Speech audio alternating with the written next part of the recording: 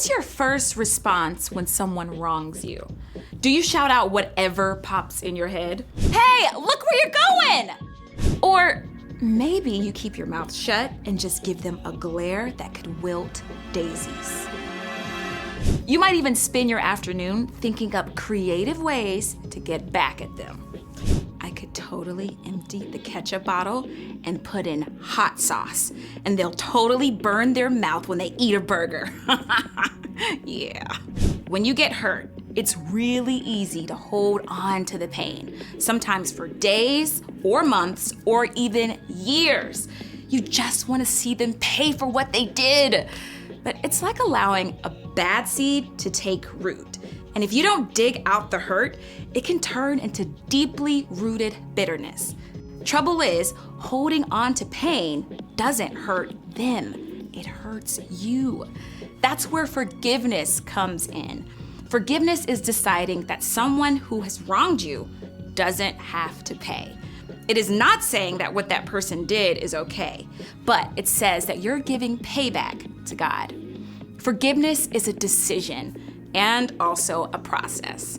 Sometimes you have to give the situation back to God over and over. But when you trust God for strength to forgive and root out bitterness, you make room for beautiful things to grow. Things like peace, joy, and compassion. And the very first step, ask God to wipe away the wrong things you've done. God will always forgive. Then you can pass that same forgiveness on to those around you. That's why forgiveness is an amazing way to worship God with your life. Because worship is about more than just singing loud. It's all about living loud. Yeah. Come on. Let's go. I know I'm gonna make mistakes in this life I live, but you never leave me. You forgive. I won't always get it right. It's alright, 'cause no matter what I do, I'm always loved by you. In the morning time, I'm gonna sing. God, you make me smile when you're doing your thing. I'm thankful for the way you set me free and all of the ways that you love me. I know I'm gonna make mistakes in this life I live, but you never leave me. You forgive. I won't always get it right. It's alright, 'cause no matter what I do, no matter what, I'm always loved by you. In the morning time, I'm gonna sing. God, you make me smile when you're doing your thing. I'm thankful for the way you set me free and all of the ways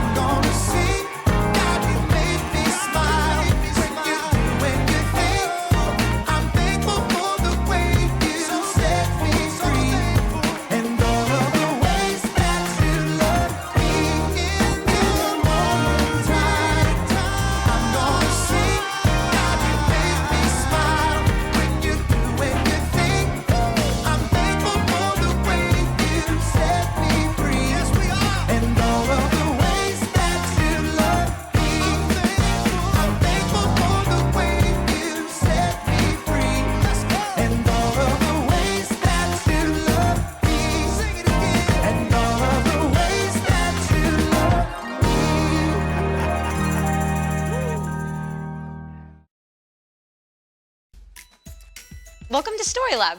This week, we're talking about forgiveness. Well, we take a look at the story of someone who knew just where to go with her messy life.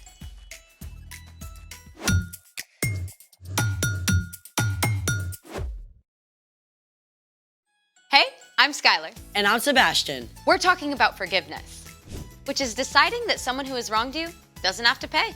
Speaking of forgiveness, Yes, you know how we're all works in progress? of course. And you remember that beaker full of delectable M&Ms that you left on the counter yesterday? Oh, right, thanks for reminding me. I totally want a snack right now. Yeah, about that. Wait, that's the beaker that the M&Ms were in? This is the beaker. Where are the M&Ms? You did not eat an entire beaker full of M&Ms! I was only gonna munch on a handful, but they kept calling to me.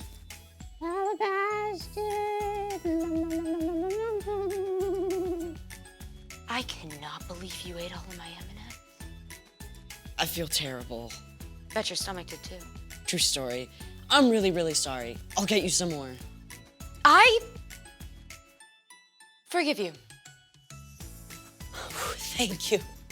I'm gonna get you some more, I promise. Cool. But I know something we can do with it first. Something better than M&Ms? Yep. Let's make it. Step 1. Take a candle and place it in the center of the dish. Step 2. Put a few drops of light food coloring in a container of water. Because around here, we love food coloring.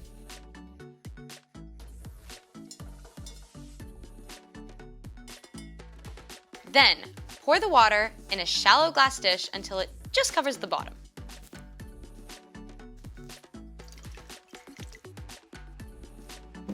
Step 3. Light the candle. Grown-up alert, grown-up alert. Yes, make sure you have a grown-up present. Or you may accidentally do something that requires a lot of forgiveness. That was a little dramatic. Yeah. Step 4. Cover the candle with a glass beaker. A conveniently empty glass beaker. Then the final step is you're going to put a few drops of dark food coloring around the rim.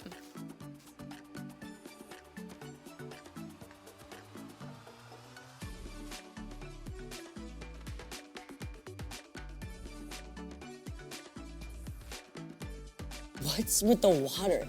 It's all getting sucked up into the beaker. Pretty cool, huh? What just happened? Science! As the flame consumes oxygen, the pressure inside the beaker is decreased, while the pressure outside the glass stays constant. Since the outside pressure is greater than the inside pressure, the water gets pushed up into the beaker. Taking away the water in the dish. Oh, just like how forgiveness takes away all the bad things you've done. I see what you did there. I love a good visual. It's time for... The story before the story. Today, we're in Luke, the 3rd book in the New Testament. But before Luke, in the very beginning, out of a deep, deep love, God made an amazing world. But when people turned away from God, the world was broken. God made a plan to draw people back into relationship. So, at the right time, God sent a tiny baby to be born in the small town of Bethlehem. God's very own son, Jesus. When Jesus grew up, he began to travel from town to town, teaching and healing. And while most people loved him, the religious leaders grumbled. That Jesus was changing the way they'd always done things. And they didn't like it. One bit. Which is where our story starts. Take it away. Hey everyone, I'm Chloe. Hey, Chloe. The religious leaders, some called Pharisees, were keeping a sharp eye on Jesus. They weren't completely sure about him yet. So, one of them, a man named Simon, invited Jesus to have dinner at his house. But even though Simon gave Jesus the honor of inviting him for dinner, Simon left out something important. See, at this time, everyone wore sandals, no socks. And when they walked the city streets, they got whatever was on those streets all over their feet. Use your imagination. Ugh. So, usually, when a guest came to your house, servants would wash their feet right away. As a sign of honor, you might give them a kiss and anoint their head with oil. But Simon didn't do any of this for Jesus. And someone noticed. A woman from town had heard Jesus was going to be at Simon's home. She lived a difficult life and done many wrong things, but she knew that Jesus' love and mercy were greater than her sins. She desperately wanted to see Jesus, so she came to Simon's house and saw where Jesus sat at the table. Now, you've got to understand something about how people sat to eat at this time. Tables were low down, so you actually sat on the floor. In fact, you might even lie down on your side with your head over here by the table and your feet back over here behind you.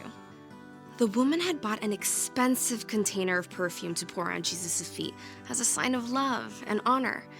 She must have thought it was terrible that no one had offered to wash his feet and wanted to do it herself. But she didn't have water or a towel. So this woman actually used her own tears to wash Jesus' feet and wipe them with her hair. It seems strange to us, but it was an incredible sign of this woman's love and devotion. After washing Jesus' feet, the woman kissed them. Then she took the perfume she'd bought and poured it out over them. As the strong, sweet smell of perfume filled the room, Simon and the other guests watched the woman. They were shocked by what she was doing. Simon said to himself, "If this man were a prophet, he would know who was touching him. He would know what kind of woman she is. She is a sinner." Simon thought this inside his own head, but Jesus knew exactly what Simon was thinking. So he told a story to help Simon understand. Simon, I have something to tell you. Tell me, teacher. 2 people owed money to a certain lender. One owed him 500 silver coins. The other owed him 50 silver coins. Neither of them had the money to pay him back, so the lender let them go without paying. Which of them will love him more? The room was so quiet, you could hear a pin drop. At last, Simon spoke. I suppose the one who owed him the most money. You are right. Do you see this woman? I came into your house. You did not give me any water to wash my feet, but she wet my feet with her tears and wiped them with her hair. You did not give me a kiss, but this woman has not stopped kissing my feet since I came in. You did not put any olive oil on my head, but she has poured this perfume on my feet. Wow! Simon got called out! Simon had invited Jesus out of curiosity, but he hadn't shown him any love or respect. This woman's many sins have been forgiven. She has shown that she understands this by her great acts of love. But whoever has been forgiven only a little, loves only little.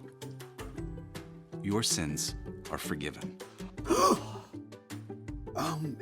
Excuse me. Who is this who even forgives sins? The other guests whispered and exclaimed in shock, but Jesus smiled at the woman with deep love in his eyes. Your faith has saved you. Go in peace. The room was filled with religious leaders who were quick to call the woman a sinner. But they didn't look at their own lives. They didn't see their pride and hard hearts needed forgiveness just as much as the things this woman had done. The end. I gotta be honest, all the feet washing and perfume stuff seems a little bit strange, but she was all in for Jesus. Exactly. She saw how much she needed Jesus. All the religious leaders missed it. They thought they had it all together. They didn't think they needed Jesus or his forgiveness. So, what's our part in this story? Jesus made it clear. Everyone needs forgiveness. Not just the guy who robbed a bank or the school bully. All of us have done things wrong. We've all messed up. And those wrong things, big and small, have broken our relationship with God. They make us feel far away from God. We all need forgiveness. It's why God sent Jesus to be here on earth with us. Jesus showed us how to live. He's the only one who never sinned, and then Jesus laid down his life for us. When Jesus rose to life again, sin and death were defeated. When you choose to follow Jesus and ask God for forgiveness, God wipes away the wrong things that you've done. God looks at Jesus' perfect life instead of your sins and says that you don't have to pay for those sins anymore. That's the most amazing thing ever. So don't miss this. You've done wrong things. You need to be forgiven. But because of Jesus, God is ready and willing to forgive you and wipe away the wrong things you've done. Right this second. That's amazing. Enjoy. See you next time. Bye, Chloe. So here's the thing. Everyone needs forgiveness. Just like you forgave me for the M&Ms. Wow, thank you. Can I have a few? A few.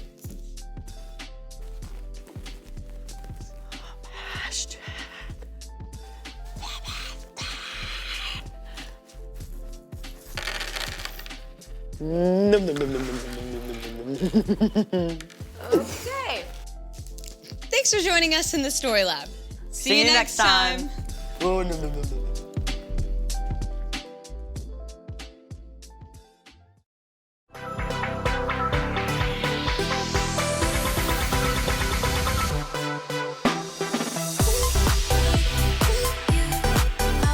Hello. Welcome to Creating with John Ross. I'm John Ross. It's funny how that worked out. Today we're finishing up our mosaic. It's been a long process, but very rewarding. We'll take one of our happy little circles here and give it a little pat. Thank you, little circle. You're going to bring joy to so many people. What's that, little circle? You're saying you're glad you're not a square? I'm glad you're not a square either, because then you'd be useless. We're going to place you right here, little friend. Oh, don't you look cheerful? A cheerful little circle. Now I think you just need a couple more friends, and we'll be all finished. Hi. How are you?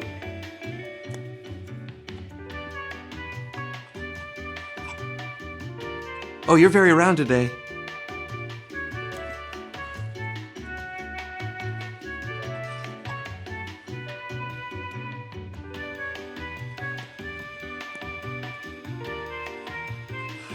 One more. We're getting so close to the end now. You can feel the excitement from all of our little circle friends. Hey, this looks like fun, Thank you, John. Brandon. We're almost finished with our happy little mosaic here. Oh, do you mind if I No, put one on? Brandon, that would be just great.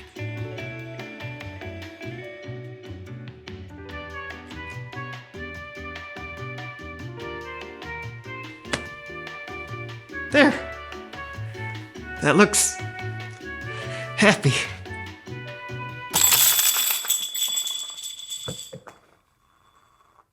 So happy.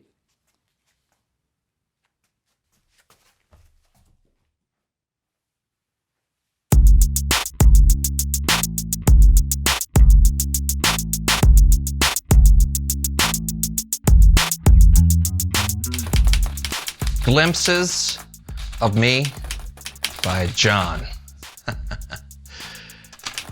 It was an ordinary day. I was about to do another episode of the So-and-So Show when Brandon walked in the door. Hey, John. Sorry I'm late. How's it going? Whoa! What? Well, I literally just typed, Brandon walked in, and then you walked in. Oh, what are you doing? You writing a book? Oh, well, maybe. We'll see where it goes. Hey, you should write a mystery. Mysteries always do well. That's a great idea. Yes. You know what?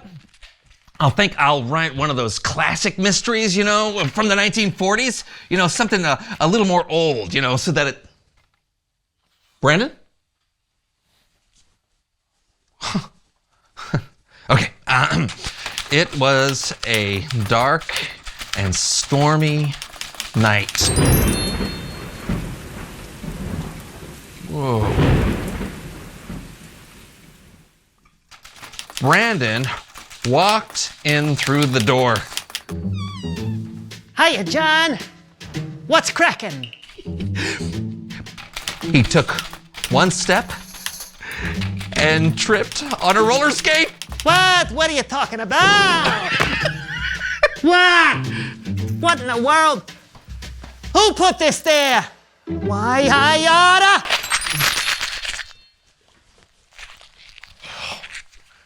All right. Oh. Okay, let's try again. Brandon walked in through the door holding a freshly baked cake. Hey, John, I baked you a cake. Here you go. Oh, thank you. Uh-huh. Mm-hmm. Oh, my goodness. What kind of cake is that? It's coconut. Don't you like it? No, thanks. Man, now what am I going to do with all this cake?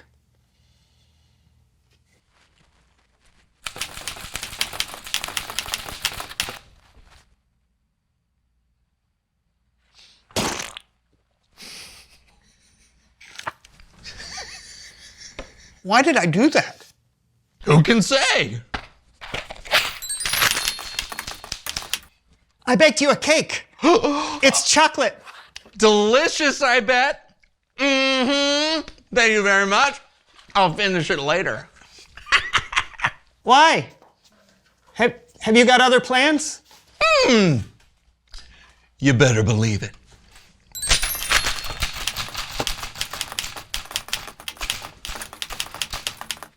I would do anything for John, like buy him chips and other snacks. Yes, I would do anything for John, even dress up like a cat. Oh, yeah! No. Meow. Yep. We got you. Enough of that.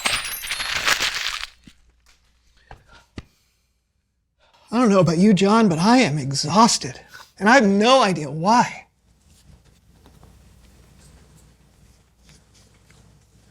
What? It's Bible story time with Kellen.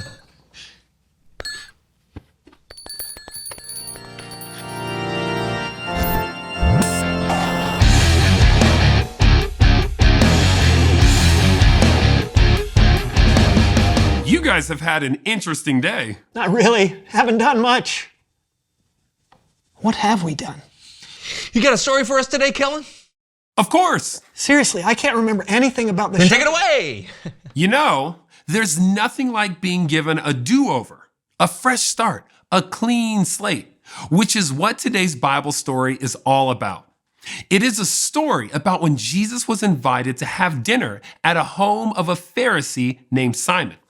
A Pharisee was an expert in God's law. They loved rules, which is great, but sometimes they thought that they were better than other people. But still, Simon invited Jesus, so Jesus went to dinner at Simon's house.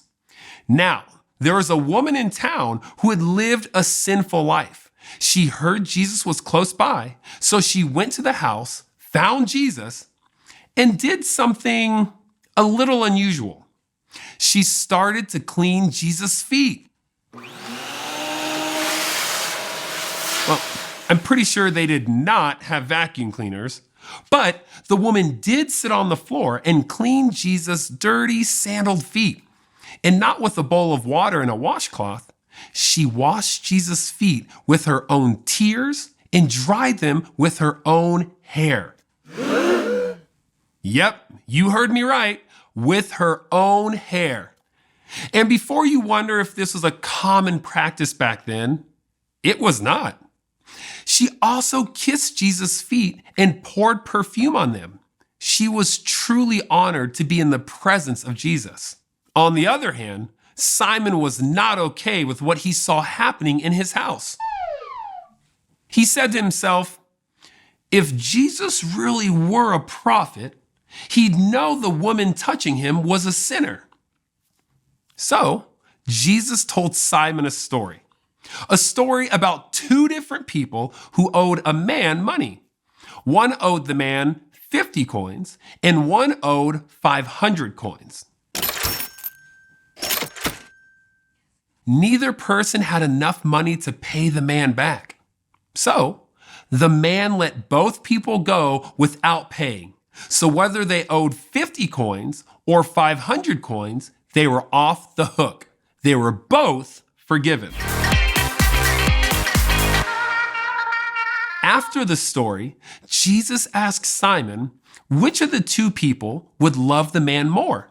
The one who owed 50 coins or the one who owed 500? Simon replied, I suppose the one who owed the most money. Yup, good answer. Jesus turned to the woman who had washed his feet and said to Simon, do you see this woman? I came into your house. You did not give me any water to wash my feet, but she wet my feet with her tears and wiped them with her hair. You did not give me a kiss, but this woman has not stopped kissing my feet since I came in. You did not put olive oil on my head, but she has poured this perfume on my feet. So I tell you this, her many sins have been forgiven. She has shown that she understands this by her great acts of love. But whoever has been forgiven only a little loves only a little. Boom. After that, Jesus told the woman her sins were forgiven because of her faith. The woman knew what it felt like to truly be forgiven, and she had to show Jesus how unbelievably grateful she was. What'd you think, fellas? I gotta say, feet always weird me out. But her just doing that for Jesus without a second thought of what the other people in the room might think, that's pretty incredible. Yeah, that just proves how grateful she was to be forgiven. Oh, yeah. You know, I don't think I'm always that grateful, even though I've been forgiven a lot. It's true. All of us are a work in progress. We all need forgiveness sometime. Yeah, I need forgiveness every day. Like even today when I was making Brandon dance like a cat. You were what? Yeah, that's a great story, Kellen. Thanks, guys. I'll see you next time. Dance like a cat? Yeah. You know how sometimes when you type something in a typewriter and the things you type actually start happening. That's not a thing.